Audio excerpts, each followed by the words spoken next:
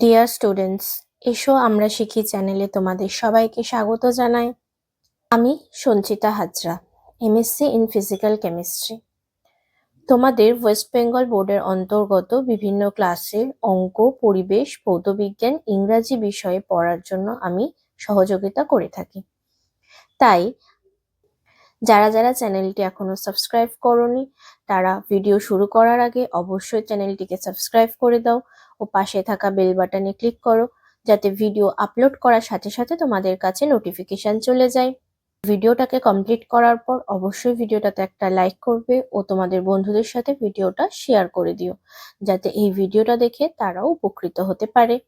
তো চলো ভিডিও শুরু করা যাক।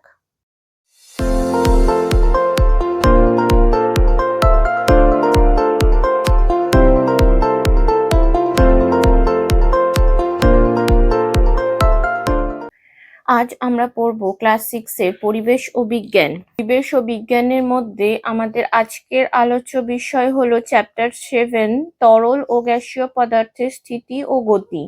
এই চ্যাপ্টারের শুরুতেই রয়েছে চাপের ধারণা, সেই সম্পর্কে আজকে আমরা পড়ব। প্রথমেই একটা আমরা পরীক্ষা দেখছি দুটো গ্লাস রয়েছে এবং দুটো গ্লাসে দুটো টুকরো কাগজ একটা রাবার ব্যান্ড দিয়ে ভালো করে টাইট করে আটকে দেওয়া হয়েছে এবং একটা পেন নেওয়া হয়েছে এবং সেই পেনটার একটা ভোঁতার দিক থাকে, অর্থাৎ যেমন ধরো আমি দেখাচ্ছি এই যে একটা পেন, এই পেনটার এই সাইডটা হচ্ছে ভোঁতা দিক আর এই সাইডটাতে যদি আমি পেনের নিবটা বের করি তাহলে এটা হচ্ছে একটা সূচালো দিক।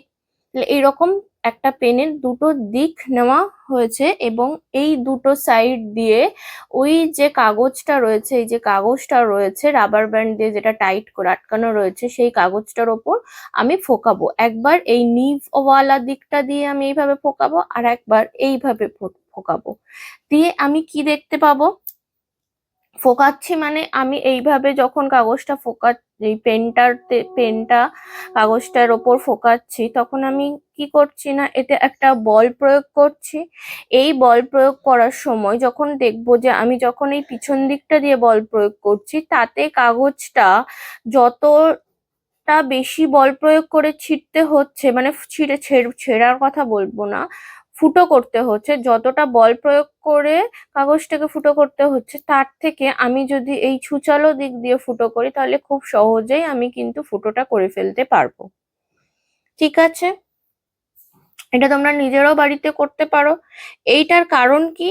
পেন ও কাগজের স্পর্শতলের ক্ষেত্রফলের সঙ্গে সহজে ফুটো হওয়ার কি কোনো সম্পর্ক আছে? অবশ্যই সম্পর্ক আছে। যখন আমি নিবটা এই সূচালো দিক দিয়ে ফুটো করছি খুব সহজেই আমি কিন্তু ফুটো করে ফেলছি, কিন্তু যখন এই ভোঁতা দিকটা দিয়ে আমি ফুটো করব আমাকে কিন্তু বেশি বল প্রয়োগ করতে হবে। সেটা তোমরা নিজেরা পরীক্ষা করে হাতে কলমে দেখে নিতে পারো। নেক্সট, এটার কারণ অবশ্যই আলোচনা করব, পরপর আমরা পরীক্ষাগুলো আগে দেখে নিই। নেক্সট আবারও একটা বলেছে যে এটা হচ্ছে যে একটা ভোঁতা মুখের পেরেক নিতে হবে আর একটা সূচালো মুখের পেরেক। যেমন পেন ছিল পেরেকও সেই ধরনেরই পেরেক, মানে একটা দিক সূচালো থাকবে একটা দিক ভোঁতা থাকবে, এরকম একটা পেরেক নেওয়া হলো এবং হাতুড়ি দিয়ে সেই পেরেকটাকে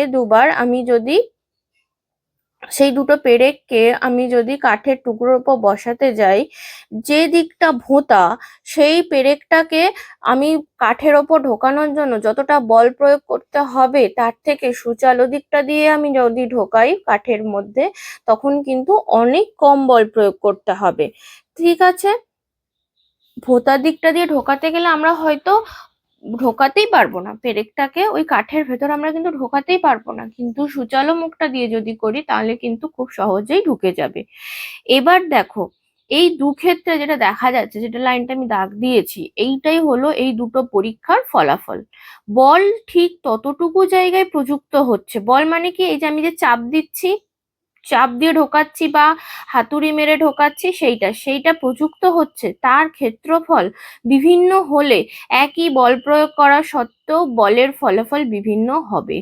অর্থাৎ এই যে যেটুকু জায়গাটা দিয়ে এইটা হচ্ছে ছোট, যত সূচালো হবে তার ক্ষেত্রফল কি হবে? তত কম হবে। যত ভোঁতা হবে তার ক্ষেত্রফল কিন্তু তত বেশি হবে। তাহলে ক্ষেত্রফল যদি বিভিন্ন হয় তাহলে আমি এক বল প্রয়োগ করলেও বলের ফলাফল কিন্তু আলাদা হবে।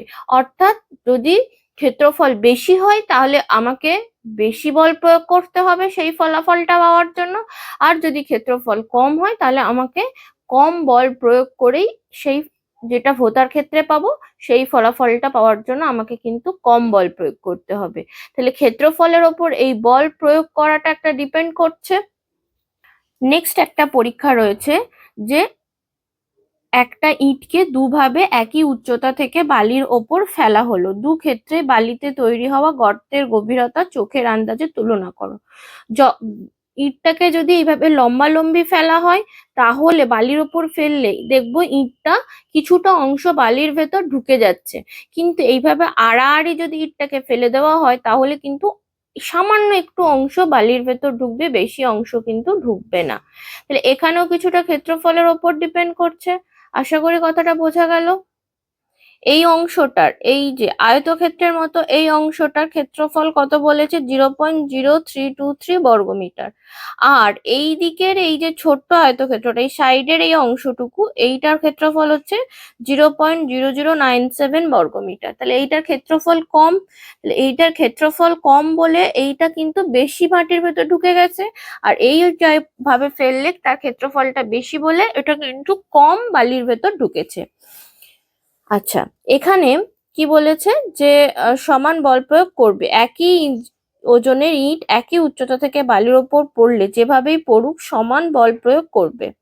ঠিক আছে, ধরা যাক যে 25 নিউটন বল প্রয়োগ করেছে।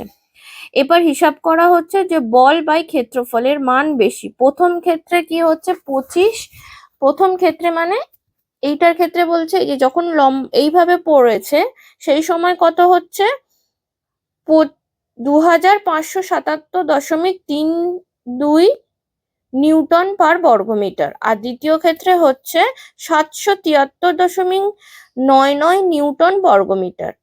তাহলে এই বল বা ক্ষেত্রফলের মান বেশি, সেক্ষেত্রে কি বালিতে তৈরি হওয়া গর্ত বেশি গভীর? অবশ্যই গভীর হচ্ছে। যার মানটা বেশি হচ্ছে তার ক্ষেত্রে কি হচ্ছে, গর্তটাও কিন্তু বেশি হচ্ছে। এই বল বাই ক্ষেত্রফল এইটা সমান হচ্ছে চাপ। এই যে যেটা বেরোলো 2577 আর 773 নিউটন পার বর্গমিটার, এটাকে বলা হয় চাপ।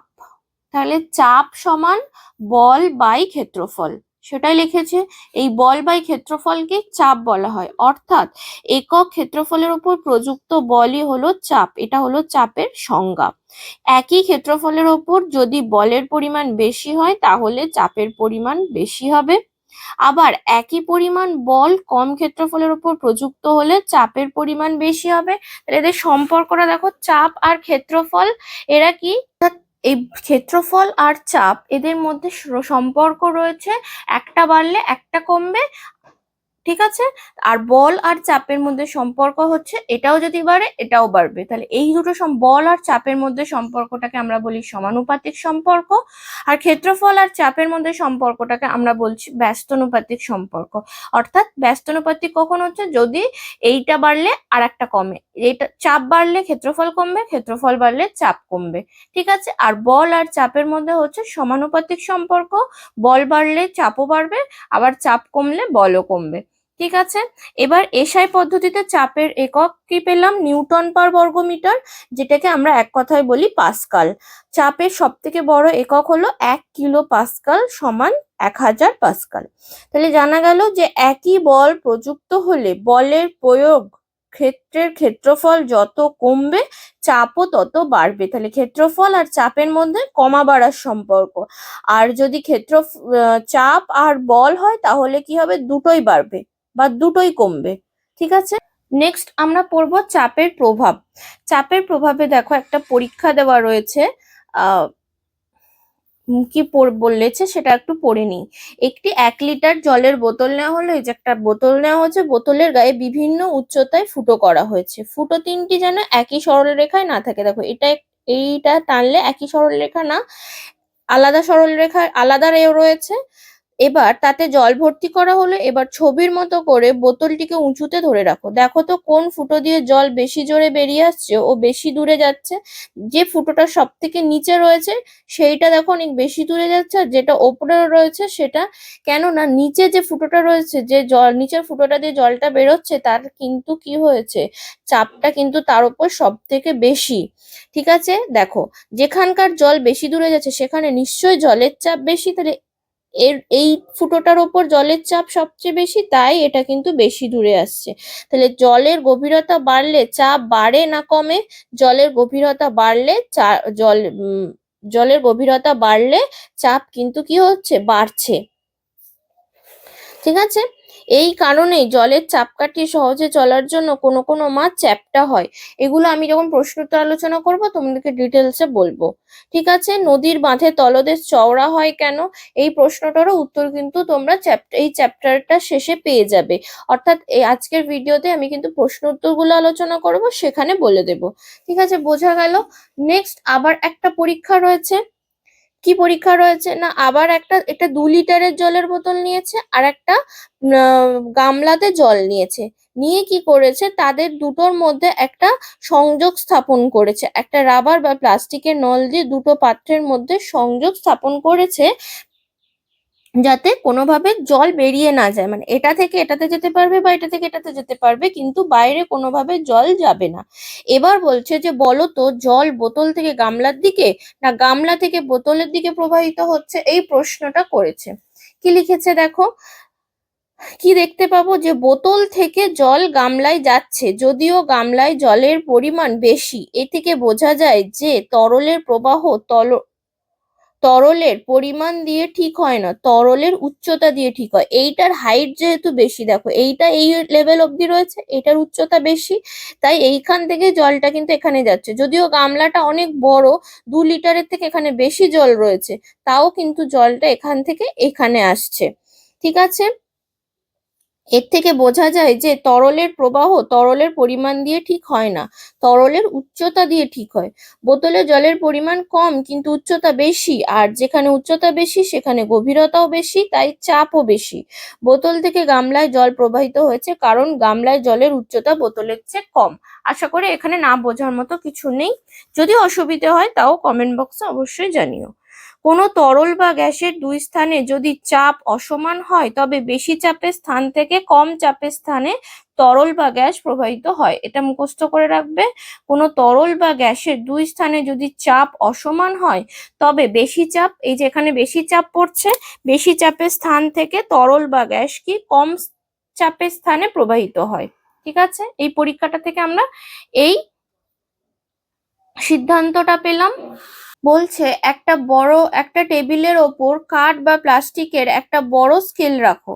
স্কেলটার কিছুটা অংশ টেবিলের বাইরে থাকবে, বেশিরভাগ অংশ টেবিলের ওপর থাকবে। এখন টেবিলের বাইরে থাকা অংশে স্কেলটার ওপর হঠাৎ করে চাপ দাও। কি দেখতে পেলে না, স্কেলটা চট করে টেবিল থেকে উঠে গেল। এইভাবে রেখে আমি যদি এইখানটাতে চাপ দিই তাহলে কি হবে, স্কেলটা উঠে যাবে। স্বাভাবিক, এই পরীক্ষাটা আমরা নিজেরাও করতে পারি।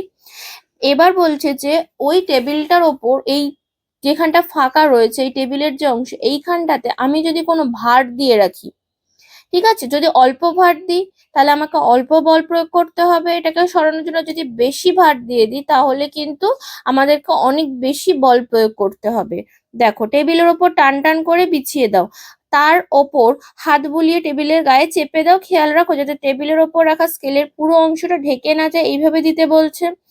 এবার স্কেলের যে অংশ টেবিলের বাইরে আছে তার উপর হঠাৎ করে চাপ দাও। এবার কি স্কেলটা চট করে উঠে আসতে পারলো না? আর পারবে না, কেন কি, স্কেলটার ওপর একটা চাপ দেওয়া রয়েছে। স্কেলটাকে কেউ ওপর থেকে চাপ দিয়ে আটকে রেখেছিল। স্কেলটার ওপর হালকা কাগজটাই কি তাহলে স্কেলটাকে চাপ দিয়েছিল? যদি তাই হয় তবে কাগজটাকে কে চেপে রেখেছিল? কাগজটাকে চেপে রেখেছে বায়ু, ছাড়া তো কাগজের ওপর কিছু ছিল না। তাহলে কি বায়ু এই চাপ সৃষ্টির কারণ? এখান থেকে আমরা কি পেলাম, বড় বড় ক্ষেত্রফলের ওপর চাপের প্রভাবে বেশি পরিমাণ বল ক্রিয়া হয়। তাহলে চাপ গুণিত ক্ষেত্রফল সমান হচ্ছে বল। স্কেলের ওপর চাপা দেওয়া কাগজের ক্ষেত্রফল যেহেতু স্কেলের চাইতে বেশি, তাই কাগজের ওপর বায়ুর দেওয়া বল যথেষ্ট বেশি। বায়ুর চাপের ফলেই এই বল সৃষ্টি হয়েছে। তাহলে কি বলছে যে কাগজটা, একটা কাগজ আর একটা স্কেলের মধ্যে কার ক্ষেত্রফল বেশি? কাগজের ক্ষেত্রফল বেশি। তাহলে যার ক্ষেত্রফলটা বেশি হবে তার ওপর চাপের প্রভাবে কি হচ্ছে, বলের পরিমাণটাও অনেক বেশি হচ্ছে। বায়ু একটা বল প্রয়োগ করছে তার ওপর, কাগজের ওপর বায়ু অনেক বেশি বল প্রয়োগ করছে যতটা না স্কেলের ওপর করছে। কেন? স্কেলের ক্ষেত্রফল কম, তাই স্কেলের থেকে কাগজের ওপর বায়ু কিন্তু অনেক বেশি বল প্রয়োগ করছে। তাই ওই স্কেলটাকে ওখান থেকে সরাতে আমাদেরকে অনেক বেশি বল প্রয়োগ করতে হবে। তো বিছানার ওপর চাদরটা টান টান করে পাতা আছে, তুমি চাদরটাকে টান দিয়ে তুলে ফেলার চেষ্টা করো দেখি।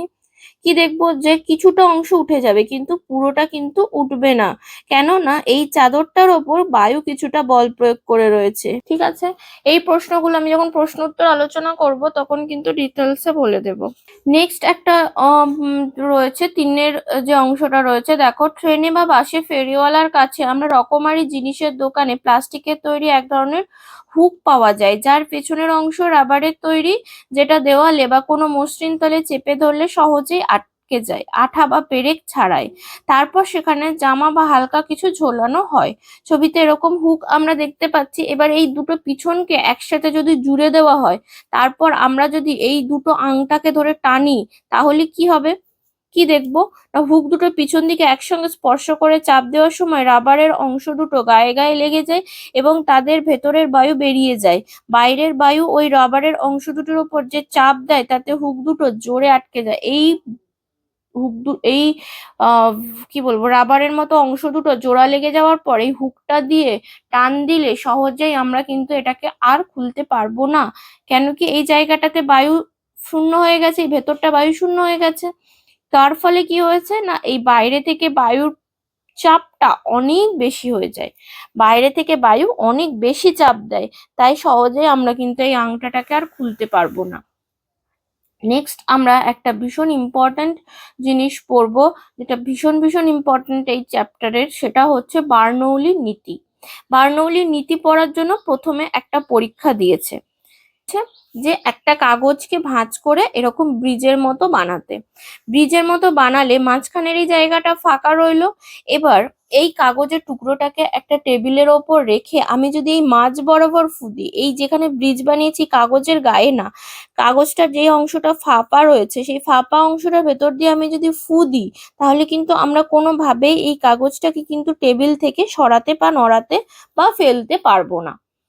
কেন? কোনো গ্যাস বা তরল গতিশীল হলে যে স্থানে ওই তরল বা গ্যাসের বেগ বেশি, সেই স্থানে ওই গ্যাস বা তরলের চাপ কম হয়। বিজ্ঞানী বার্নৌলি তার নীতিতে কথাই বলেছেন। তাই ফু দেবার সময় ব্রিজের তলার অংশে চাপ কমে গেছে এবং ব্রিজের ওপরে বায়ু দেওয়া চাপ তখন তলার চাপের চাইতে বেশি, ফলে ব্রিজের ছাদ নিচের দিকে চেপে বসেছে ও ব্রিজটা পড়ে যায়নি। তাহলে কি বলছে, যে যখন আমি এখানটা দিয়ে ফু দিচ্ছি, এখান দিয়ে ফু দিই, তাহলে এখানে নিচের চাপটা যেহেতু কমে যাচ্ছে, তাই বায়ু ওপরে অনেক বেশি চাপ প্রয়োগ করে রাখছে, ব্রিজের ওপরটাতে বায়ু অনেক বেশি চাপ প্রয়োগ করছে, তার ফলে সহজে আমরা এটাকে কিন্তু নড়াতে পারবো না।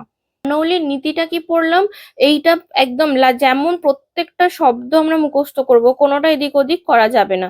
কোনো গ্যাস বা তরল গতিশীল হলে যে স্থানে ওই তরল বা গ্যাসের বেগ বেশি, সেই স্থানে ওই গ্যাস বা তরলের চাপ কম হয়। ঠিক আছে, এটাই হলো বিজ্ঞানী বার্নৌলির নীতি। এটা যেমন আছে সেরকম লাইন টু লাইন আমাদেরকে কিন্তু মুখস্থ করতে হবে। নেক্সট রয়েছে, তোমার খাতার পৃষ্ঠার মতো একটি কাগজ নাও, এবার পাশের ছবির মতো জোরে জোরে ফু দাও, থামো, আবার ফু দাও। এই দেখো, যখন জোরে ফু দেওয়া হবে দেখবো কাগজটা কিন্তু সোজা রয়েছে, যেই ফু দেওয়াটা কমিয়ে দেবো কাগজটা এরকম কিন্তু পড়ে যাবে। ঠিক আছে, আর একটা পরীক্ষা করেছে, দু হাতে দুটো কাগজ ধরেছে, দিয়ে মাঝখানে যদি ফু দিই, তাহলেও দেখবো কাগজটা এইভাবে কিন্তু সোজা হয়েই থাকবে, আর ফু দেওয়া কমিয়ে দিলেই কাগজটা কিন্তু তখন পড়ে যাবে। পড়ে যাবে মানে ধরে তো আছিস, তখন কিন্তু আর এইভাবে সোজা হয়ে দাঁড়িয়ে থাকবে না। তাহলে বার্নৌলির নীতি যেটা পড়লাম সেখান থেকে এই দুটো পরীক্ষা দিয়েছে সেই নীতিটাকে বোঝানোর জন্য। এবার এই কারণটা আমরা একটুখানি পড়িনি। এই কারণে তুমি যখন, কোন কারণ না, কোনো গতিশীল গ্যাস বা তরল যে স্থানে বেশি বেগ নিয়ে চলে সেই স্থানে ওই গ্যাস বা তরলের চাপ কম হয়, ফু দিচ্ছি মানে কি বেগটা বেশি হয়ে যাচ্ছে, তাই এখানে কিন্তু চাপ কম হয়ে যাচ্ছে, আর বাইরের চাপটা বেশি হয়ে যাচ্ছে, তাই কিন্তু এটা সোজা হয়ে থাকছে। যেই ফু দেওয়াটা কমিয়ে দিচ্ছে সাথে সাথে এটা কিন্তু সোজা হয়ে আর কিন্তু থাকতে পারছে না। এই কারণে তুমি যখন কাগজের ওপর দিয়ে জোরে ফু দিচ্ছিলে তখন ওই স্থানে গতিশীল বায়ুর চাপ কমে গিয়েছিল। কাগজের নিচের বায়ুর চাপ তখন উপরের বায়ুর চাপের চাইতে বেশি।